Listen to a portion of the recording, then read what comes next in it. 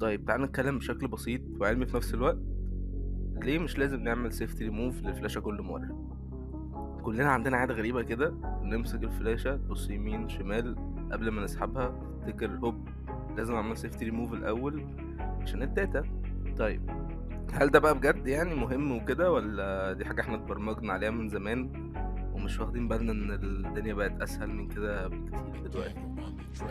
اللي عايز أقوله إن موضوع الsafety remove ده كان مهم فعلًا، بس ده زمان، وقت ما الأجهزة كانت بطيئة شوية، كان في حاجة اسمها write caching، يعني الجهاز بيخزن المعلومات بشكل مؤقت قبل ما ينقلها للفلاشة.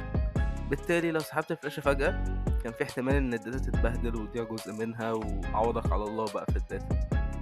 لكن الأجهزة دلوقتي بقت أسرع بكتير، التكنولوجيا بقت أذكى. يعني يعني إن الفلاشات الجديدة دلوقتي بتنقل البيانات الداتا بتاعتك بسرعة بدون ما تخزنها مؤقتا بالشكل القديم ده. وبكده لو خلصت نقل الملفات مش لازم تعمل safety remove، ممكن تسحب الفلاشة وبضمير مرتاح عادي جدا والداتا كلها موجودة في أمان. دلوقتي خلينا نقولك الحقيقة العلمية، طول ما الفلاشة خلصت شغلها يعني ملفاتك كلها اتنقلت الموضوع آمن، مش هيحصل مشكلة لو سحبتها على طول. مش بقولك كده عشان تتحدى بقى التكنولوجيا وبتاع، بس هي دي الحقيقة، أغلب الوقت مش هيحصل حاجة.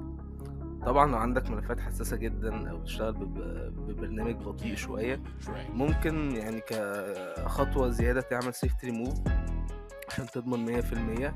إنما في كل الحالات العادية طمن واسحب الفلاشة من غير ما تبقى متوتر بقى وبتاع والداتا وسيفتي ريموف.